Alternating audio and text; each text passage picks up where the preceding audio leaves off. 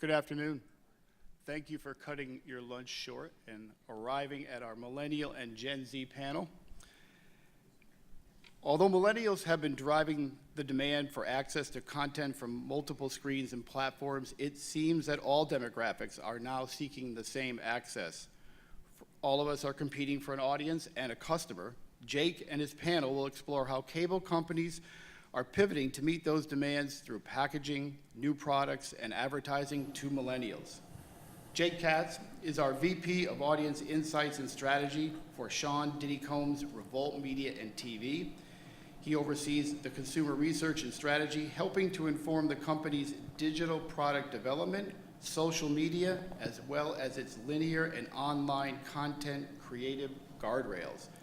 He recently launched an insight brand called New Rules for Revolt. This allows everyone to stay up to date on his research on millennials and Gen Z demos. We've left a card in each of the seats if you'd like to check it out. So please welcome Jake Katz and his esteemed panel of experts. Thank you. I'm going to try not to move a lot because the microphone is a little loud. Can everybody hear in the back there? All right. How's everybody doing? Good. Thank you for coming. I know we're competing with like the Ninja Turtles and the pool bar. And so we've lost some people, but we have the diehards here. And we've got on the panel today some great perspectives. You know, there's always a millennial panel at these types of conventions. And our goal today is not to have another panel on, oh my God, the kids today are so different. But instead, it's really to talk about it from a few different pillars. We're going to talk about it from media planning, marketing. We're going to talk about it from products and strategy. We're going to talk about it from user design and development. But overall, I'm looking forward to introducing everyone. Thank you for coming. And without further ado, what we'll do is go down the line, have each of our panelists introduce themselves, say a little bit about your background, your title, your organization, and then we'll jump into a good discussion. Sound good? All right. That's the last question I'm going to ask you guys. Thanks, guys. Jonathan, you want to start us off? Sure. Hey, good afternoon, everybody. Jonathan Freeland, and I lead product marketing for Cox Communications based out of Atlanta, and oversee the go-to-market for product launches like our new Contour brand and also Panoramic Wi-Fi, which was a brand that we launched this year as well. Oh, hi, everyone. Allison Cannell. I'm the Senior Director of Media for Comcast Northeast Division. I'm in charge, along with the team, with developing our media strategy and really driving acquisition for prospects. I have to say that we have a fantastic team. We have a fantastic job in marketing to millennials, and all of the different ways in which digital media has grown has really become not just a passion of mine, but of the team. Great. Hi, good afternoon. I'm Heather McCallion. I'm the Vice President of Video Services at Atlantic Broadband. We are the 9th largest MSO, and so serving that mid-tier level of MVPD. And I've been doing content acquisition for most of my career. So at ABB for the last 4 years, I've been doing deals. And then in February, I took on video product. So that's a new and exciting and very challenging role.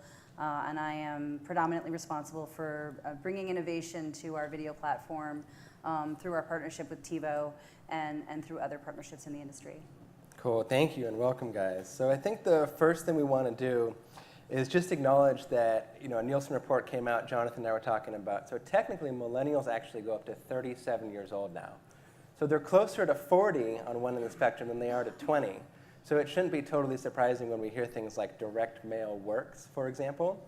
But what I want to do is just across the panel, when you guys hear the term millennial, which is a deeply loaded, sometimes an icky, unwelcome term, what 3 words come to mind that are specific to the cable business?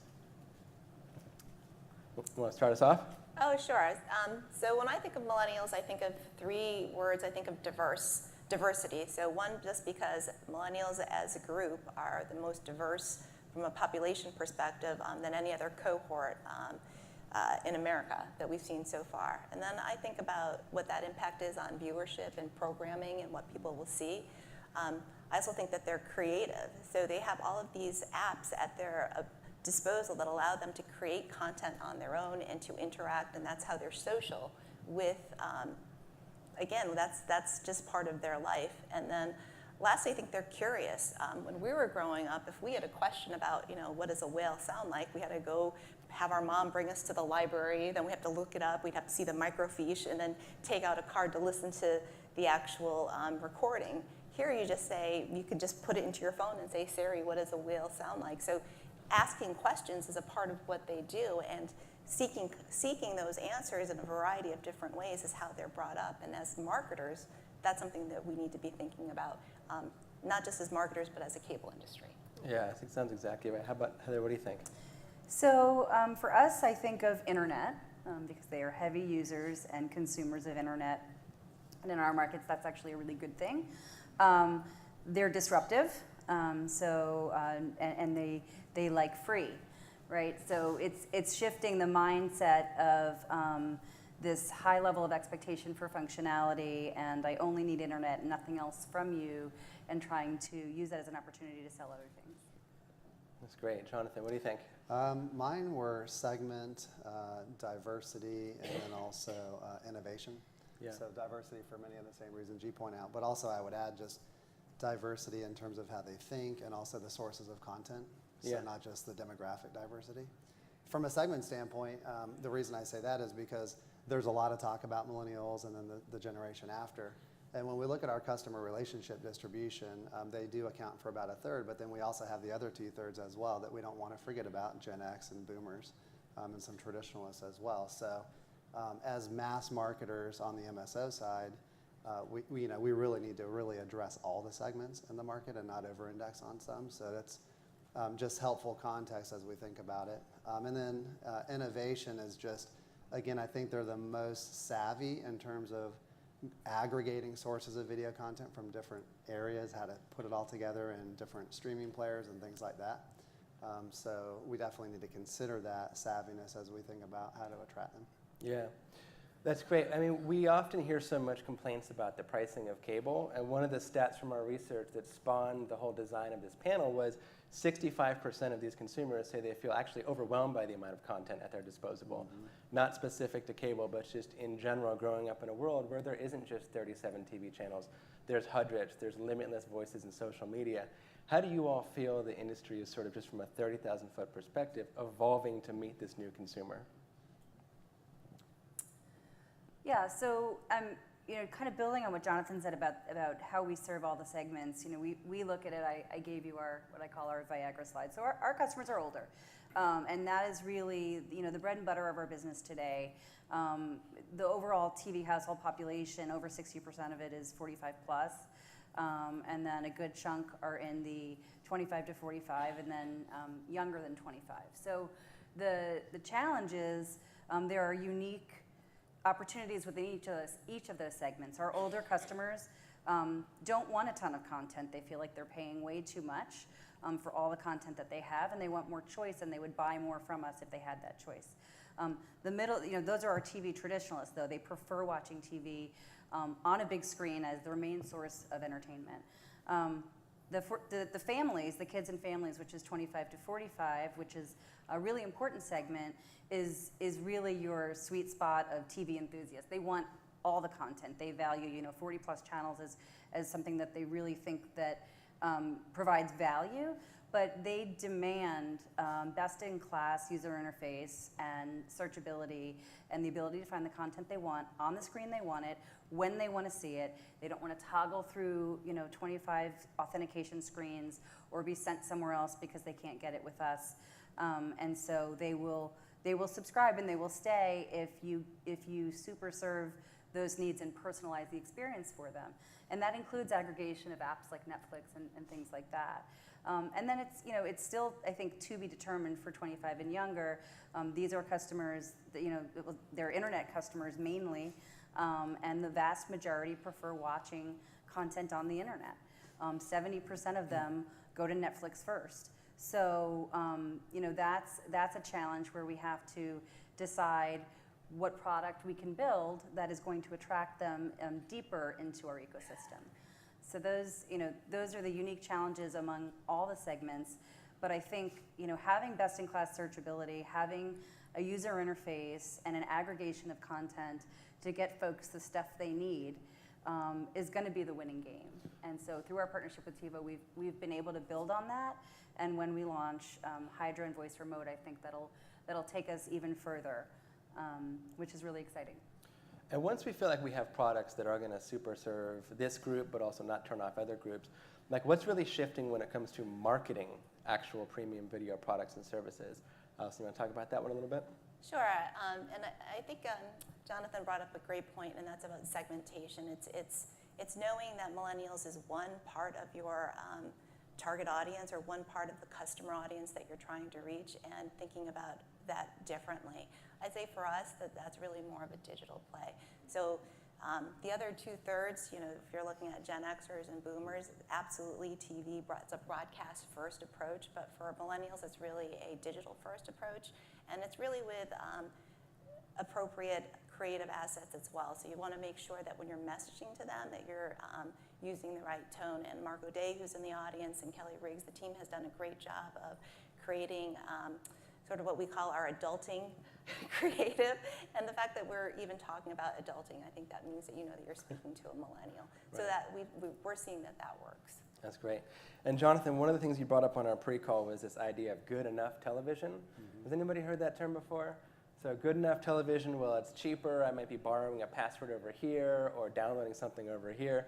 Can you just explain for the audience what is good enough television? And then beyond that, when you look at that group, which tends to be younger, people who are borrowing passwords or this and that, like what are those low-hanging opportunities to, as they grow up, get them to participate in our universe, the premium video universe? Sure. So, well, the way we think about it is in its simplest terms, what you get for what you pay. And so this notion of good enough TV or good enough video comes in within the context of one of the main things we see in our research is affordability in the marketplace. And so we know that the mass of consumers are affordability constrained in terms of having to make tough trade-offs. We heard it in the panel this morning. The very first thing they're going to do is get the family plan for wireless. Second in is probably broadband, and so video then, is sort of how much do I have left over? And it's not specific to millennials, but when we think about sort of the good enough TV package across anybody who has an affordability challenge, they start to make trade-offs about where can I get video sources for the least amount of money, and then how can I bring those all together? And what our research shows is about $25 is the price point for the most affordability challenged customers. They have about $25 to spend on video, and this is for all video. So you start thinking about what they're going to pay for Netflix, what they're going to pay the cable operator. Again, they probably already have our internet. So, and this isn't new research, it's a couple years old now, and so we've been on this path of offering, like most operators out there, lower content, packages. Like it's basically skinny video, but it's basically less video choices for lower price points. Yeah. And basically it breaks into three modular segments for us, which would be the broadcasters, which is really important, and then also premiums, aside from Netflix. So assuming that Netflix or some sort of SVOD is already in the mix, what we would offer is broadcast, choice of premiums, because the premium brands are very strong, and they prove out in the research as well.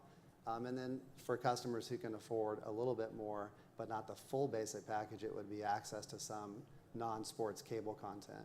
And so at Cox, that's basically, we're looking at about $15 for the broadcasters, choice of premium for 10 more. So if all you have is 25 and you want to make that good enough TV decision of, I want my broadcast networks and I want a premium, then for $25 you can get it from us.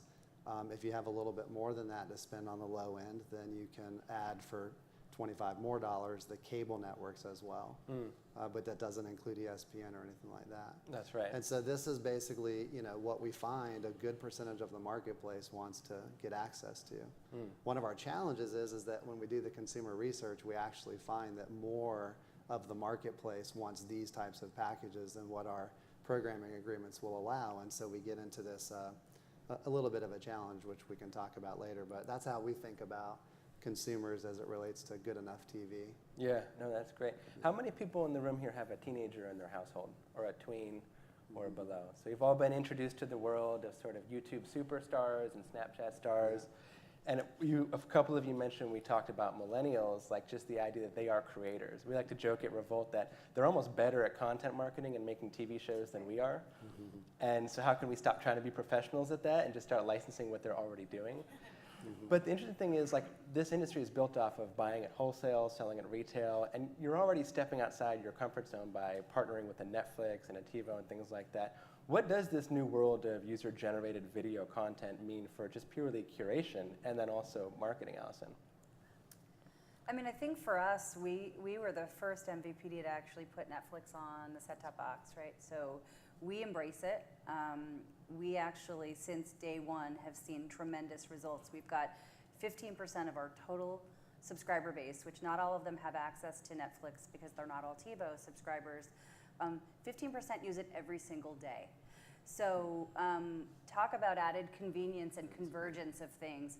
We think we can drive more value by delivering it in one place and making it easy to use and allowing someone to create a folder for a show like Bloodlines and go and access that, directly. And we don't see that as competing against our incumbent video business. Now we talk about, the slicing up of video budget, and it's absolutely true. We need more flexibility and more choice. And we've created very similar types of opportunities through our Essential Choice package, which is a broadcast plus premium play. But, second behind Netflix from an app perspective, because TiVo can give us some visibility into that usage, is YouTube. And I have a 6-year-old who watches J-House Out. What the heck is that? I'm like, what are you watching? What's going on? But, they're discovering a world all on their own. And it's a very singular experience on an iPad, but when you make it more communal and you make it more accessible, we are reiterating the value of what I think of traditional, how we think of traditional cable. And so we're evolving and trying to bring more things to the customers in the way that they want it. And so, I think that's a key to success. And Yeah. just to build on, No, please, go ahead. Just to build onto that, it's that first screen experience. So X1 as a platform is an amazing UI. So it's very millennial friendly. With the voice remote, it makes searching for content so much more easier. And then when you add things like the ability to carry Netflix and the ability to carry YouTube, what you do is you create an environment where that first screen replaces all the other screens in the house. And that's a different conversation that you're having in terms of with the consumer and with millennials. And when you think about, like, from a media mix perspective, and there's traditional reach outlets and there's non-traditional reach outlets, like, do you reach out into the YouTube creator community or the MCN community and take advantage of any of those platforms, or is there any curiosity there? Well, yeah, so I think that the brand team has a lot of fun in that space, and I know that they've had a lot of successful campaigns working with Logan Paul. He's a huge YouTuber. He has like 6 million followers. His brother is Jake Paul. He has, I think, 7 million followers. That's done really well. I know that they've seen some brand consideration lifts from an acquisition perspective. I don't know if we're going to be playing on the screens, and YouTube has had some issues with brand safety. But in general, in those types of environments, we may not be on the screen with them, but we definitely want our ads displayed next to them, our acquisition ads. Yeah, no, that makes sense. Is there any, we noticed recently that Jake Paul's average comment number is 50,000 comments per post, which is, when you think about just, are we in the business of mass media still when we talk about television? I know we had kind of sort of kicked this around on the panel. I mean, when you guys think about the television you grew up with, we grew up with, and how it's evolved and what it is today, do you think we're still in the business of mass media? Yeah, Jonathan. I mean, I think we are. We were mentioning that the Nielsen, the Q1 17 Nielsen report just came out. Yeah. And the reach for TV is still 85%, and that's among millennials. So, and it's even higher across all the other age segments. But I mean, 85% reach is still pretty good. And so it's just really, in my mind, a matter of, it's still relevant. It's just a matter of how do we, I think the way that viewing is occurring and the sources of viewing is changing. Yeah. And so just to continue building on the last point, we do pain point research as well. And one of the top things that always comes up, and it's no surprise, is just having to switch inputs, first of all. And then second is this ability to have universal search. So the more you do piece together content from all different sources, particularly in different inputs, then the more you want to be able to search by just everything that you subscribe to.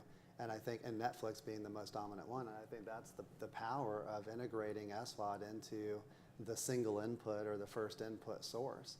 Yeah. Like, TiVo, or in our case, we have Contour 2, which is syndicated X1. And we have the Netflix integrated at our Comcast account at home, and it's phenomenal. Yeah. And even our 14 and 16-year-old who previously watched Netflix on their phones while my wife and I were watching cable, now watch Netflix on the big screen because it's integrated and easy. So in a lot of cases, they don't even, it's not so much that they want to watch it on their phone. Sometimes they would if they're like in their room or whatever, but when we're all together, it's just easily accessible if it's all on the same input. So Yeah. I think it's more about that, is bringing those content pools together and then using something like a voice remote or some other effortless search capability to let people discover what they're paying for. Yeah. Heather, you want to jump in? I I was say you had a just going point. to say, so we talk a lot about sort of emerging user-generated, but this is also a huge opportunity for traditional programming. We have lived in a very linear, sort of channel-branded, content-rich world, but with IP delivery of content and with the ability to sort of use and search metadata on a show or name basis, it can surface and we have enthusiast scores and things like that for very specific content that I don't think we're fully taking advantage of in what I would call the traditional space. We're doing it with our apps that are available on the set-top box, but that's just a small piece. But if I were to take the Viacom library and say the best shows from Nick, we could create a completely different vertical of content. Maybe, and Comcast did it with KidZone, put it all together and create choice and feature it in a different way. I think there's been a lot of fear around that because we sell channels and we sell advertising for channels and not necessarily for clips or content. But this is an ability to address viewers in a completely different way. Yeah. And I just want to build on the TV comment. So TV is still the way that, in terms of high single-day reach, TV is still your medium. So the Super Bowl still delivers 100 million viewers. And if it's not the Super Bowl, even if you're thinking of something like The Big Bang Theory, which is like a 2.2 rating, that's still 12 million viewers. And so while it's great that Logan Paul has 7 million or Rice Gum has 6 million followers, when they post a video, it's not like they're going to get those 6 million views all in that moment. They're being built up over time. Yeah, no, that's exactly right. It's when you hear like a BuzzFeed Newsfront presentation, it's like, we've got more viewers than television. And from a research standpoint, you dig into that, you're like, well, they didn't all stay there was no length of tune. And they also tuned in at so many different times that it's not really doing that sort of projecting big brand thing you really need television to do for you. I think understanding viewing occasions as well. I mean, I don't think that, I wouldn't suggest our mission is to get all viewing activity to the big screen. Yeah.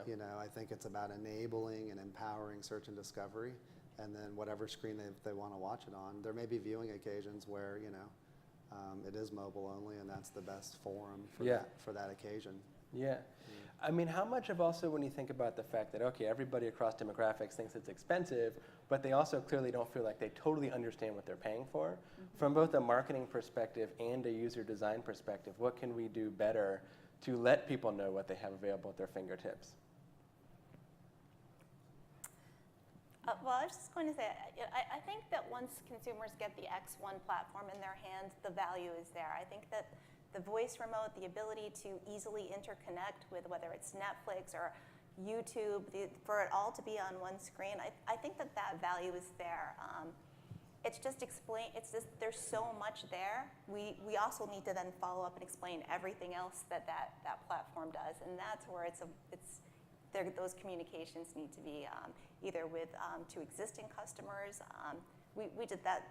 That needs to be better sequenced and choreographed. Yeah, and I know also you had talked about the watch list, Heather, but Jonathan, for like Contour, and for example, what are you guys thinking about just to like build more awareness around the program people are already paying for your customers? Well, I mean, for me, it's actually more about having a consistent experience. And by that, I mean the basis of comparison, 60% of multi-channel video customers have Netflix. Let's just think about what that value proposition is. It's all the content they subscribe, all locations, all screens.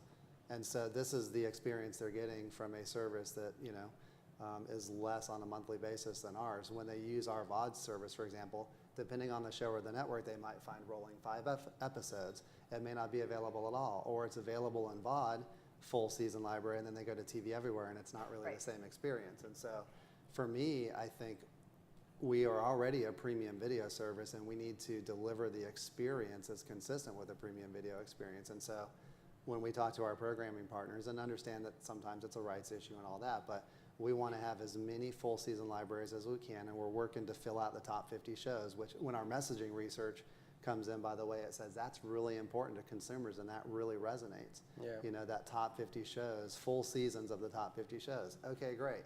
You know, now that's a value add. It justifies the price that I'm paying, you know, to cable as a premium video provider. Yeah. So to me, it's about the experience as much as it is, because we can do a good job creating awareness of all the capability, but if that experience is going to be inconsistent, it's just confusing to consumers, and it creates friction that they're not going to put up with for very long, Right. particularly when they're not getting it in an SWAT environment. Right. How many folks in the room are from the network side or from the programming side, just a show of hands? So thinking about a lot of the pain points, innovations, new behaviors we're talking about, from a programmer side, from a network side, what can they do and what can we do to super serve the true issues of the business? Hold nothing back. I'm just going to allow someone else to speak. You know, get rid of penetration required. No, it's a challenge, right? Okay. You know, so the ecosystem is evolving with or without us, right? And so either the customer will tell us what they want, or we can try to work together to create packages and choice that will serve and meet their needs at a price point they're willing to pay. We really believe in the power of the bundle. So we have excellent high-speed internet service. In most of our markets, we're the only ones who offer, you know, 60 meg or higher, which is a huge advantage when you're talking about some of these what we call virtual MVPDs or SVOD services. They still need our internet. So we have a really great opportunity to offer content within that bundle that serves their needs as well.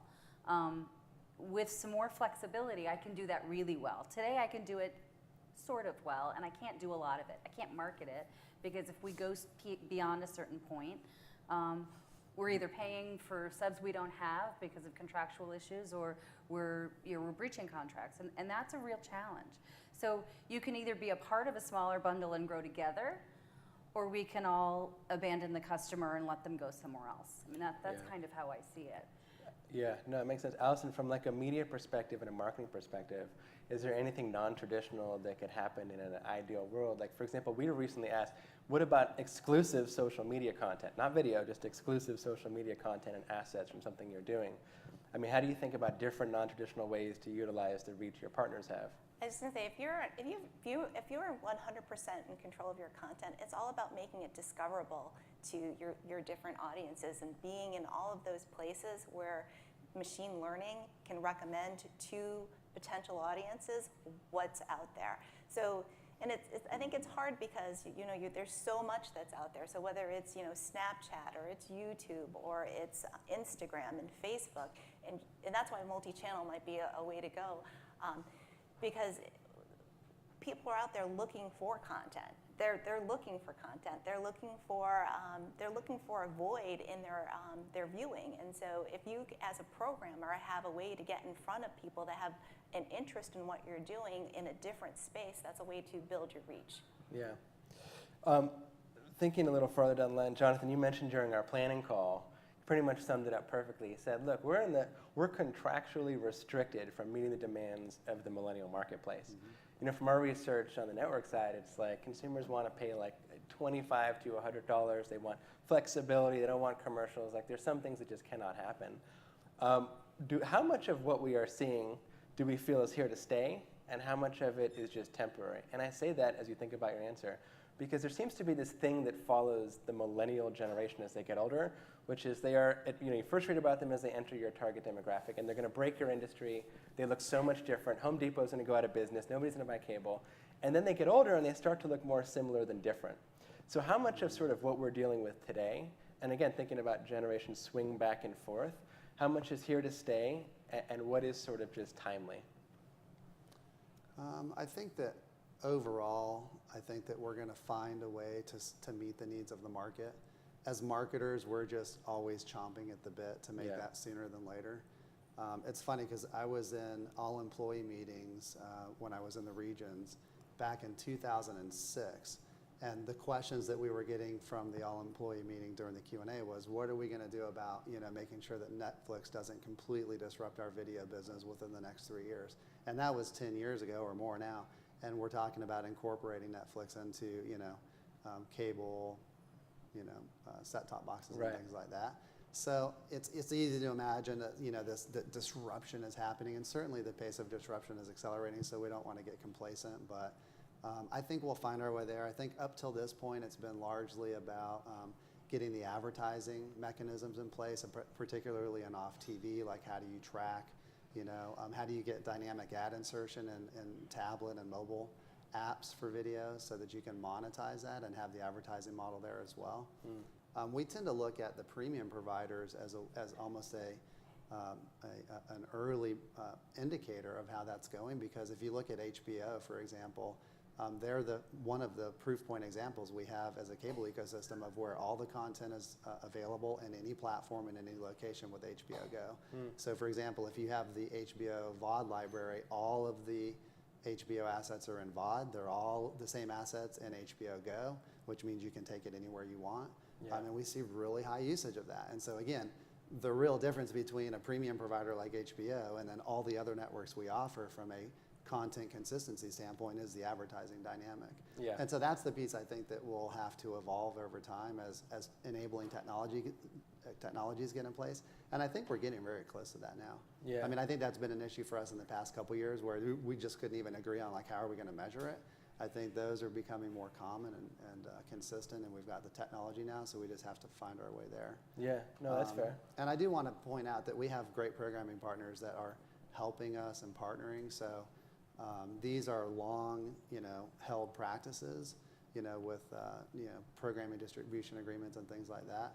And so we are asking for things, and I think that they get it. And in terms of content libraries, and where rights don't exist, then give it to us in EST where the customer can buy it. So at the point that it goes to iTunes and Amazon, just make it available to us. We'll put it in our VOD library. So the first 2 seasons may be within the cable rights, and then the most recent seasons, or vice versa, are available on electronic sell-through.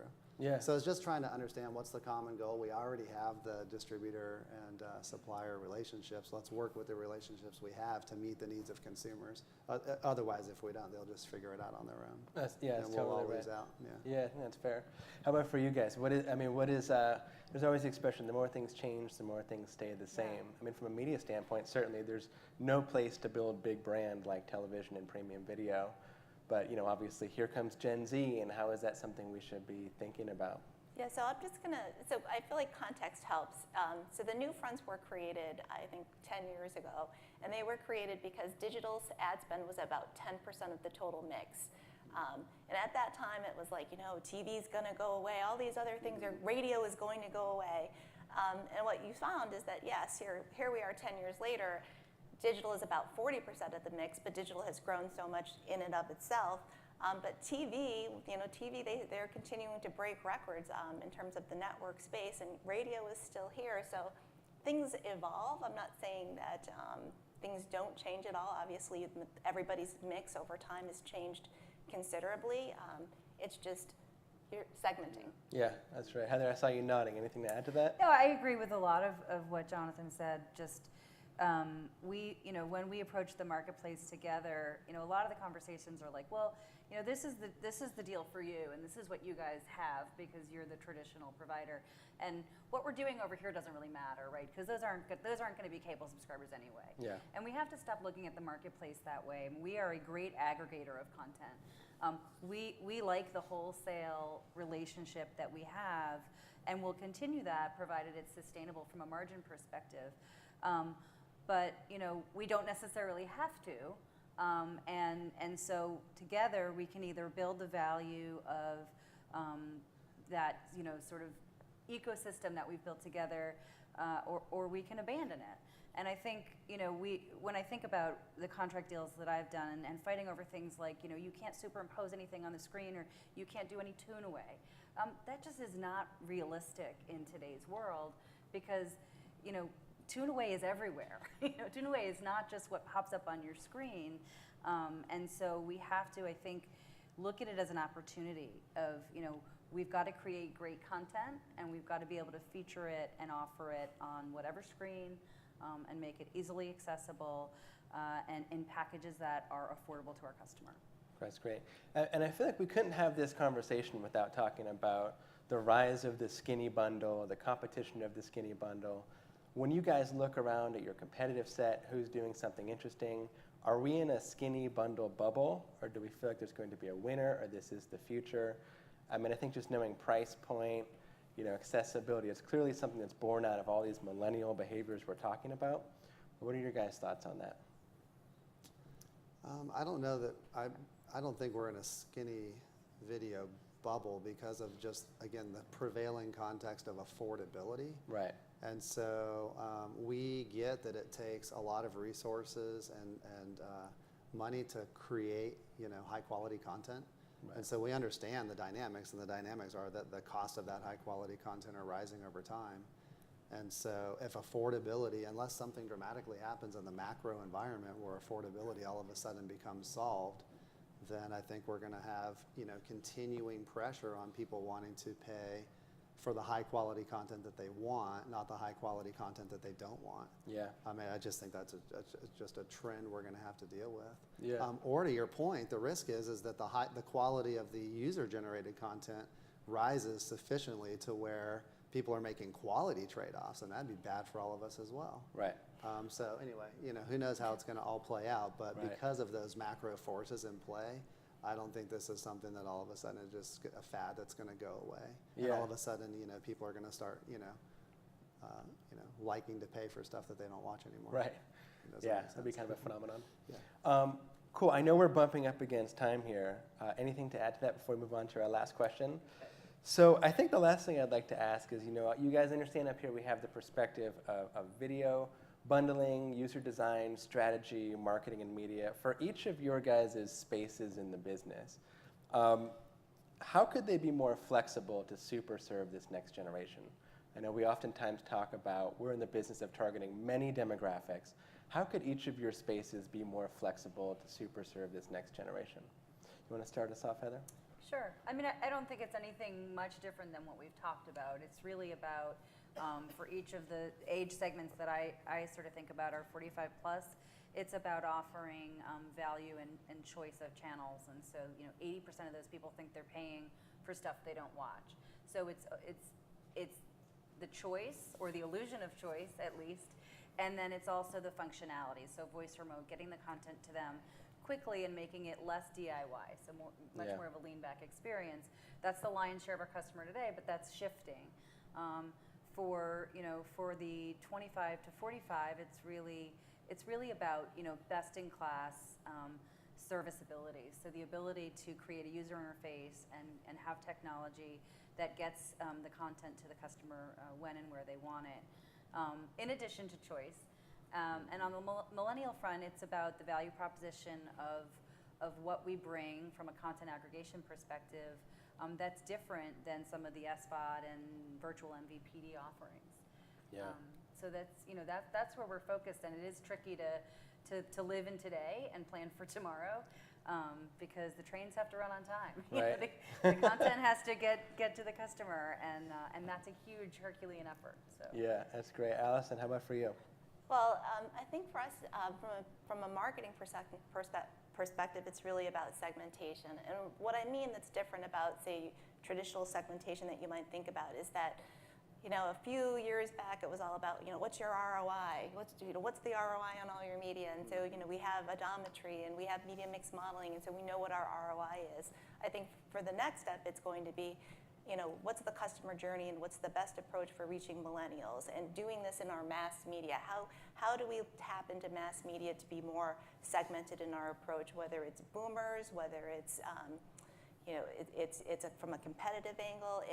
And what we'll need to do that is we'll need to make sure that the digital media that's out there has all of the technology in place that will help us along that journey. That's We've great. struggled a little bit on mobile and with platforms that are walled gardens like Facebook and Amazon. That's great. And Jonathan, your world. I'll close this out. Yeah, please. Everything they just said, and then also I would add, particularly to the millennials, is just the digital service experience. So things that are like transferring services. Why can't you do that completely on a mobile device without having to talk to anybody? And today we have digital, front ends, but then it's swivel chair on the back end and so on. So I think where we need to be in the future to serve all segments is to be very reliable and have a good high touch service delivery experience if you want to come into retail and things more traditional channels, but then also on the digital service delivery side as well. Yeah. Activating service, and this is something that the virtual MVPDs are going to do very well, right?